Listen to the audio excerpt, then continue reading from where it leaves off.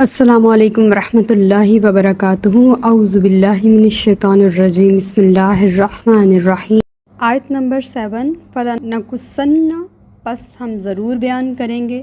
علیہم ان پر، بعلم، اپنے علم سے، وما كُنَّا غائبین، اور ہم اس سے غائب نہ تھے۔ اب اس آیت میں شبہ کا ازالہ ہو گیا کہ شاید کسی کے دل میں یہ بات آ جائے کہ اللہ پاک کو ان باتوں کا علم نہیں تھا اس لیے پوچھا، نعوذ باللہ، امتوں سے بھی پوچھا اور رسولوں سے بھی پوچھا،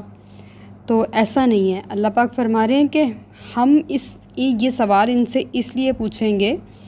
تاکہ یہ خود بیان کریں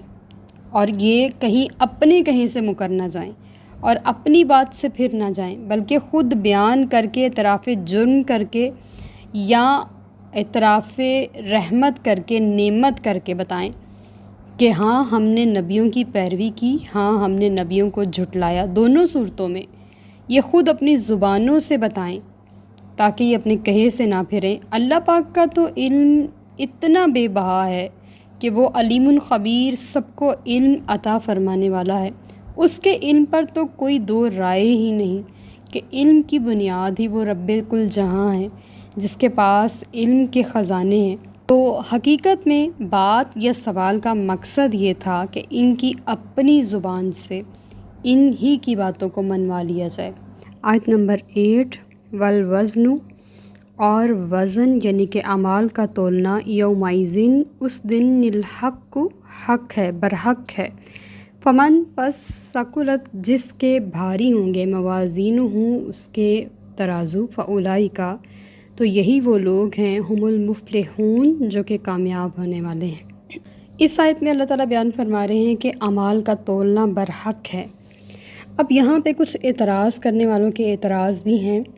اور اس کو بھی ہم ضرور اس کا تذکرہ کریں گے تاکہ کل آپ کے پاس بھی اس کا جواب موجود ہو۔ وہ یہ سمجھتے ہیں، یعنی کہ جو مسلمز نہیں ہیں، تمام مسلمانوں کا اس بات پر عقیدہ ہے کہ اعمال تولے جائیں گے، لیکن وہ یہ سمجھتے ہیں کہ اعمال اعراض ہیں، یعنی کہ ان کا کوئی مجسم ثبوت نہیں ہے۔ کوئی یہ نہیں جانتا کہ کاغذ تولا جائے گا، اعمال کس طرح سے تولے جا سکتے ہیں۔ جب اللہ تعالیٰ ہر بندے کے اچھے اور برے اعمال سے پوری طرح آگاہ ہے، جانتا ہے، اور اسے یہ بھی پتہ ہے کہ اس کا نیکیوں کا پلڑا بھاری ہوگا یا گناہوں کا، تو پھر یہ تکلف کیوں رکھا؟ ان کے اعتراض کو اگر ہم دیکھیں تو پھر ہر چیز میں ہی تعویل نکل سکتی ہے، جیسے شیطان ہیں، جنات ہیں، ہم اس کو کہہ سکتے ہیں کہ شیطان اور جنات غلط اخلاق ہیں۔ جو ملائکہ ہیں وہ کسی کو اگر ہم نے خوبصورت یا اچھے اخلاق والا کہنا ہو تو اس کو ہم ملائکہ کہہ دیا کریں، یعنی کہ وہ بھی، ان کا بھی وجود نہیں ہے، ان کا بھی نہیں ہے، غلط تعویلیں نکال دی جائیں، تو اس طرح ہر بات کی تعویل نکل سکتی ہے۔ تو جب نبی کریم صلی اللہ علیہ وآلہ وسلم کی زبان اقدس سے ہم جان گئے کہ اس روز یہ معاملات ہوں گے کہ ترازو رکھا جائے گا، اچھے برے اعمال تولے جائیں گے، پل صراط رکھا جائے گا، دوزخ کے اوپر رکھا جائے گا، حوض کوثر رکھا جائے گا، اور وہاں پہ حضور کی پیاسی امت کو پانی پلایا جائے گا، عرش عظیم کا سایہ بھی ہوگا، زمین کو بدل کے تانبا کی زمین بھی کر دیا جائے گا، یعنی کہ یہ سب اعمال، یہ سب احوال نہ ہم نے دیکھے ہیں نہ ہم نے جانے ہیں، لیکن ہم نے زبان مصطفیٰ صلی اللہ علیہ وآلہ وسلم سے سنے ہیں۔ تو حضور کا فرمان برحق ہے۔ قرآن کی آیت بتا رہی ہے کہ یومئذ الحق، یعنی کہ وزن جو ہے، اعمال کا تولنا جو ہے، وہ اس روز برحق ہے اور ہر صورت ہو کے رہنا ہے۔ تو پھر ہم بھی مانتے ہیں، یقین رکھتے ہیں کہ اعمال تولے جائیں گے۔ بے شک وہ رب جانتا ہے، وہ سب سے آگاہ ہے، لیکن اعمال کا سب کے سامنے تولے جانا، سب سے بڑی بات جس شخص کے تولے جا رہے ہیں اس کو یقین دلانا کہ وہ اپنی آنکھوں سے مشاہدہ کر لے کہ میں نے یہ والے اعمال کیے تھے جس سائڈ پہ جھکاؤ ہوا ہے۔ اور پھر ہم محشر کے دن کی حشر سامانیوں میں ایک رحمت اور راحت حضور کی ذات مبارکہ کو بھی تو دیکھتے ہیں نا، کہ حضور اکرم صلی اللہ علیہ وآلہ وسلم سے احادیث مبارکہ میں بہت ساری روایات ہیں، جن میں سے ایک یہ ہے کہ جب ایک شخص کا نامہ اعمال تولا جا رہا ہوگا اور اس کے نامہ اعمال میں جو گناہوں کا پلڑا ہوگا وہ بھاری ہو رہا ہوگا،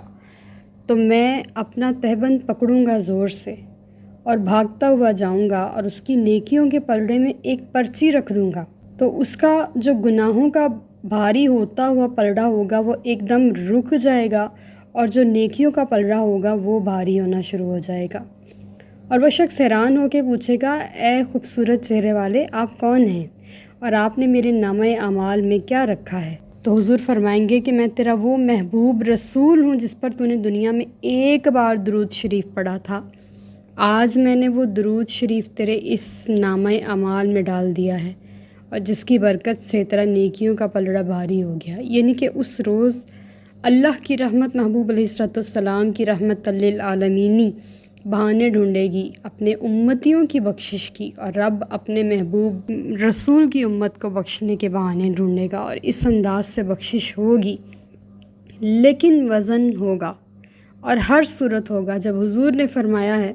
कि 50,000 साल का दिन होगा, तो उन 50,000 सालों में जो अहवाल हो रहे होंगे उन सब का अंदाज़ा ऐसे ही तो होगा कि हर शख्स का नामा अमाल होगा, हर शख्स हौज़े कौसर पे जाएगा, हर शख्स का वज़न होगा, हर शख्स पुल सिरात से गुज़रेगा, हर शख्स के बारे में फ़ैसला होगा। तो फिर जब हर शख्स का अलग अलग तौर पे फ़ैसला हो रहा होगा तो फिर इतना वक्त तो ज़रूर लगेगा ही। तो वज़न का तोलना उस रोज़ हक़ है, और जिनके नामा अमाल नेकियों से भारी हो जाएंगे तो बस सबसे बड़ी कामयाबी पाली, उनकी बख्शिश हो जाएगी और वो कामयाब हो जाएंगे, फलाह वाले हो जाएंगे। आयत नंबर 9, वमन खफ़त, और जिनके हल्के होंगे, मवाज़ीनुहु, उनके वज़न, फ़उलाइका, तो यही वो लोग हैं, अल्लज़ीना, जिन्होंने, खसिरू, नुकसान पहुँचाया, अनफुसहुम, अपने आप को, बिमा कानू, इस बात पर, भी आयातिना, कि वो हमारी आयतों के साथ, यज़लिमून, नाइंसाफ़ी किया करते थे।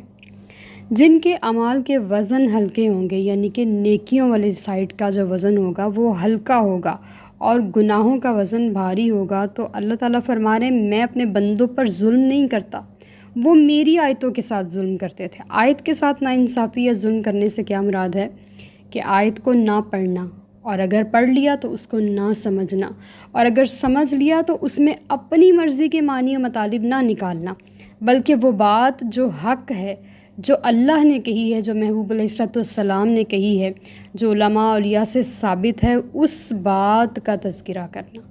अपनी मर्ज़ी के मानी ना पहनाना आयात को। जिस तरह आजकल के लोगों का वतीरा चल रहा है कि रूहे मुहम्मदी सल्लल्लाहु अलैहि वसल्लम के बग़ैर,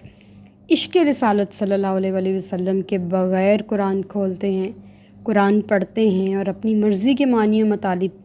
और अपनी मर्ज़ी की तावीलात गढ़ते हैं, वो अल्लाह की आयतों में जुल्म करते हैं। ये आयत उनके लिए है, उन्हें सोचना चाहिए।